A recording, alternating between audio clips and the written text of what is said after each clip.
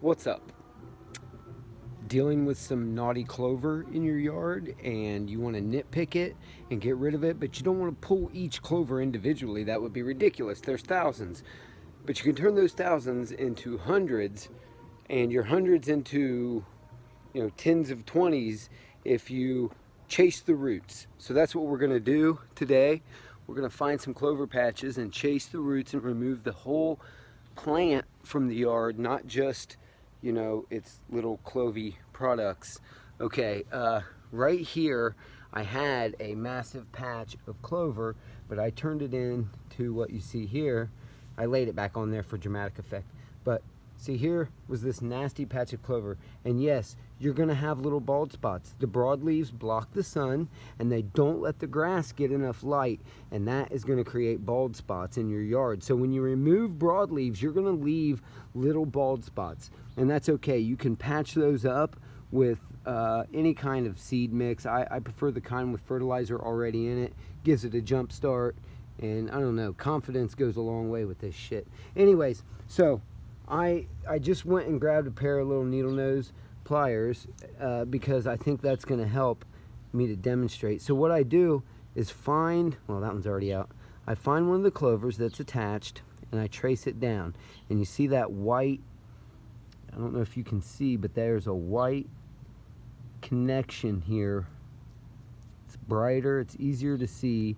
You grab that and you start gently tracing it and tugging as you go. Gently wiggle it to get the plants to free up from the grass.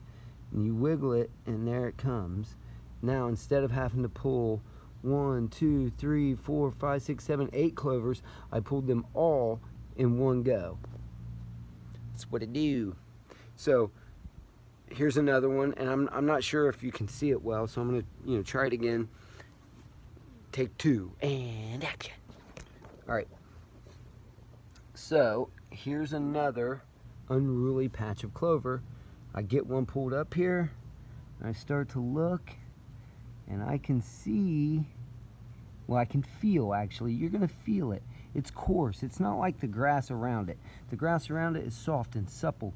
This right here is brittle and coarse, and it has a bunch of little elbows in it, and you can feel those. Yeah, that's a texture all different than the grass. So you trace that around and you gently tug it to try to get as much of it to come out at once as you can. And you're going to disturb the soil that your grass is in, so you want to consider that and try to, massage it back down. And then you always want to, anytime you do something like this in your yard, you want to water it afterwards. You want to make sure everything stays nice and wet. You want the roots to be connected to the soil. You want as much contact as possible. Soil to root contact. You imagine what's going on in there. The roots are in there. The dirt is all around them, but there's little pockets of air. And to a point that's good, but not too much. So you, especially when you're trying to revitalize things that you shock, and you shock things when you disturb the soil. So you got to treat it as a shock patient and give him lots of water and talk to him and let him know that you love him, all the little soil molecules. I love that you gather up and that you form nutrients that feed my wonderful, wonderful garden. So maybe this is the start of a gardening channel. I don't know. Call it whatever you want. When I see a cool way of doing something, I want to share it. I feel compelled. And these little bastards are just trying to take over. Look at them. Crazy. Anyways, that's how you get more than just one little clover at a time. You want to get the whole plant. You want to remove it from your yard, especially if you've already done a weed and feed and killed 80-90% of it, and what you have left, you can see it sticks out. You know what I mean? My yard's not there yet, but you guys can watch it happen with me. Right now I planted a whole bunch of grass seed everywhere, and it's growing in, and it's pretty nice. It's little baby grasses. I love it. I love little baby humans too. There's the last one I biologically helped create. But yeah, nothing's mowed right now. I'm just letting it be free and natural and grow and try to get healthy before I start chopping away at it. And